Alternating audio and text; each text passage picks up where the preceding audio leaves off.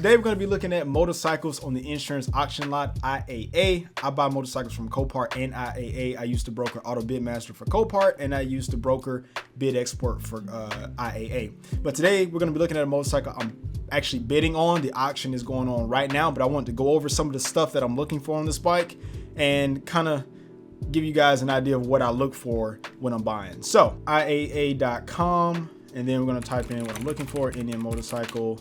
Not motorcycler, but Indian motorcycle. The specific bike in question is this 2022 Scout Bobber. So it looks really bad right now. The current bid is $225. I actually bid at $600, my max bid, but I actually upped it to $800 because I don't think that $600 is going to hold. But you might think, oh, is that all you're going to pay for it if I do get it for $800? No. Well, actually, there are fees associated with this stuff. So $800 plus $1,138 in fees.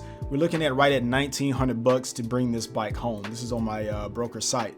That is not including insurance because this bike is located in California, which means that I'm looking at about $3,000-ish to get this bike home, assuming it's at $800. I'm hoping that I get it for lower. I'm hoping that the shipping is going to be lower, but this bike has a lot going on. It is a salvage bike. It took front end damage, but I'm really interested in this bike because the more messed up the bike, the cheaper you can get the bike for.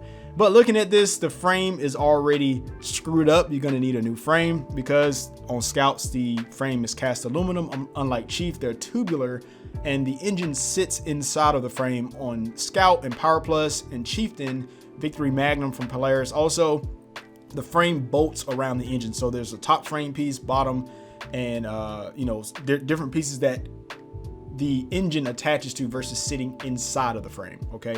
So you can see we're going to need a new frame. New frames for Scouts are like, I think $1,600. I've already been looking at some on eBay. Let's see. Let's go right here. I've already been looking at a few on eBay. Some of these are bent, but the idea here is I'm already kind of in my head looking for parts that I may need to fix this thing. So going back over here, we see that the wheel is messed up or the front suspension is messed up. Maybe the front suspension may not be as bad, but I would assume that I'm going to need a new lower because it is scratched up right here around the where the it meets through the axle. The tire, the wheel looks okay. The handlebars, those handlebars actually they go out like that, those aftermarket, but they're actually like this. They're almost crossing each other. They are bent.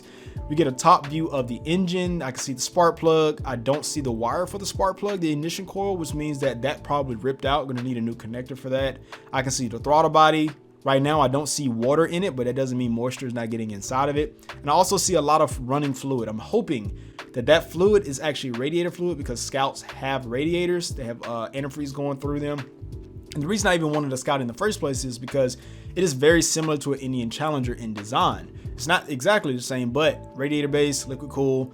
I think the Scout has dual overhead cams. I don't remember, but the point is it is very similar to a Power Plus 108 engine because one day I want to rebuild those. But right now there's nobody rebuilding Scout engines, at least publicly on YouTube. So I was like, let me get a Scout. But front fender, it is damaged. It's done. I still see the speedometer. I still see the wiring for it. I also see brake caliper. The brake calipers, the whole braking system is probably going to have to be redone completely. But what it looked like, this bike took a front end impact and it just shredded the entire front end. But let's go to the next picture. We get this other side of the engine. You can see the engine guard, the wiring harness. You can see pieces like down here. I originally thought this was the spark plug, but this is actually the brake, the rear master cylinder for the right side. But what's scary and something that I don't really know, I can see the engine guard. I'm really worried about that front piece of that frame because that frame bolts into the engine. And what Scouts are really notorious for is when they have frame damage, the engine mount breaks also. Let me show you this. So actually we're gonna go right here. Look at this engine. No, not this one. Where is it? This engine right here. So this is a Scout engine. You see right there, that is a broken engine mount. And that's what I'm assuming may be the worst case scenario with this engine. It may have a broken engine mount, which would be very scary, right? So this is one of the things that I'm not able to see just from these pictures, but that's kind of a worst case scenario.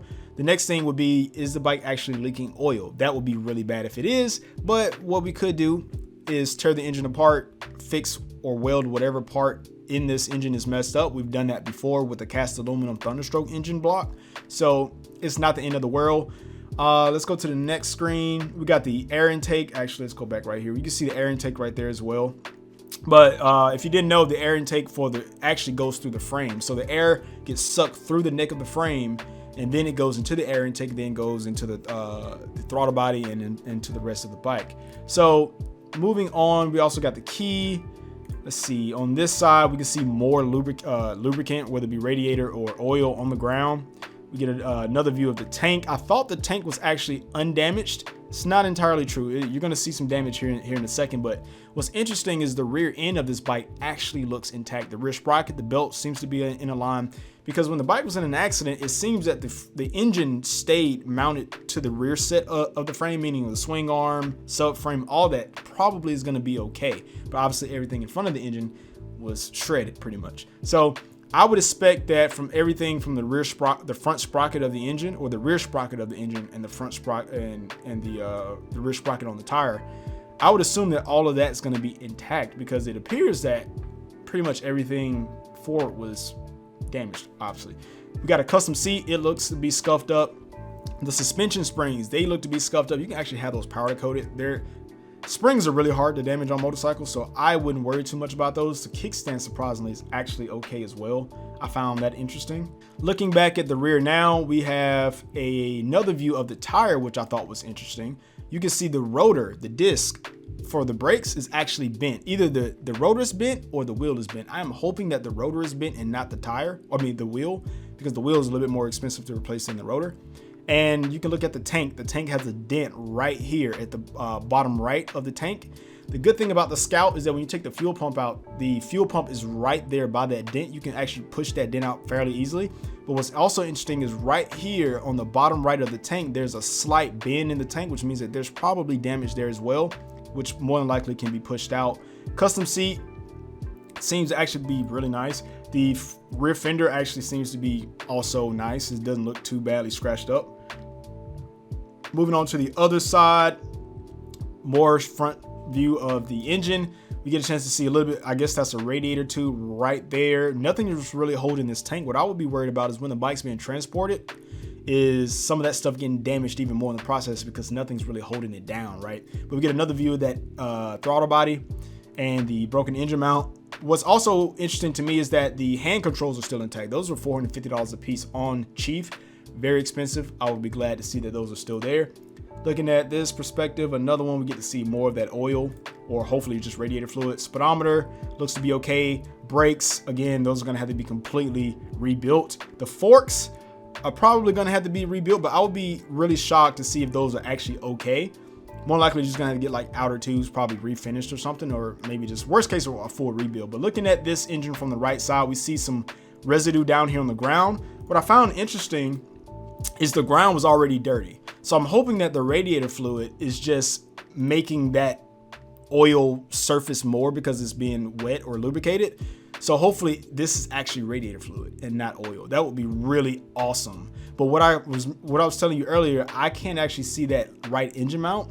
So there's a good chance that right engine mount could be broken and needs to be fabricated. But moving on to here, we get another view of the engine. We can see more radiator fluid up here on the top of the tank. So more likely when this thing took front end impact, because the radiator is down here to the left, it just splashed radiator fluid everywhere, right? You can see right down here on, I'm guessing this is the primary cover because the other side is going to have the clutch. You're going to see right here, so technically this is the output shaft side of the transmission. You can see that green right there by the Indian head, the headdress. That is radiator fluid, it looks like. You see radiator coolant on the front tube right here. I think worst case scenario is that you're going to have a bad, maybe a water pump or something. I'm hoping if there's no oil leaking, and you just got to redo the entire coolant system, just rebuild the entire system, which means that you probably got to go through the heads and everything. Maybe it doesn't have to be that involved, but we'll see. Hopefully we get the bike. But you can see up here the ignition cover is not the ignition cover, that is ignition, where you actually put the key in and turn the ignition. Scratched up. The key is actually bent for this bike. But what's interesting up here is you see this loose cable. This is the back side of the throttle body. There's possibly a crack in this housing, which means that you may end up needing to get another throttle body, which I wouldn't expect. But this is one of those things where once you start peeling back more layers, you start seeing more things. So you don't really know until you get in it. But looking up here at the top where the rear part of the frame meets the tank, I thought this was cracked because the cast aluminum, it looks like that when it's cracked, but that's actually just tape. So like I said, I think everything from the front of the engine to the back is actually intact. But again, I won't know until I get the bike. But you see the shifter link down here to shift the transmission is broken. You can also see right here, the bottom of the front of the engine, right here below this coolant hose, that is the left side of that frame engine mount. It's actually intact, which is good. And what's holding it on there right now is that bent engine guard right there. So there's a good chance that the engine is fully intact. I hope it is. That would be really cool if it is, but we won't know until we get it. Hopefully we get it. Next screen, VIN number, and here's that bent key that we're looking at. And yeah, this is the rest of the bike. So I'm looking at buying this bike. I got 800 bucks on it. So right now we're gonna jump over to the auction and see if we get it, because the auction's running live right now.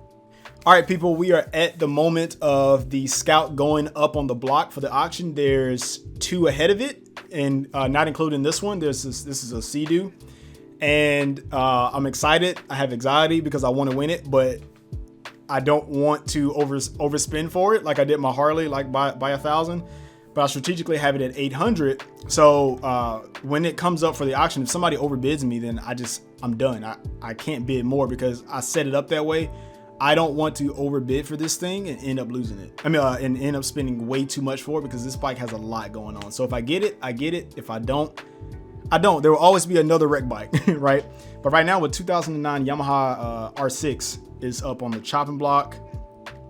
There's a lot of people from South America that bid on these bikes, I guess because they can't get them down there and they get them for cheap here, but they end up spending a lot exporting them. But right now, so we got the 2019 Kawasaki EX650, and after this is going to be the Scout. So hopefully we get it.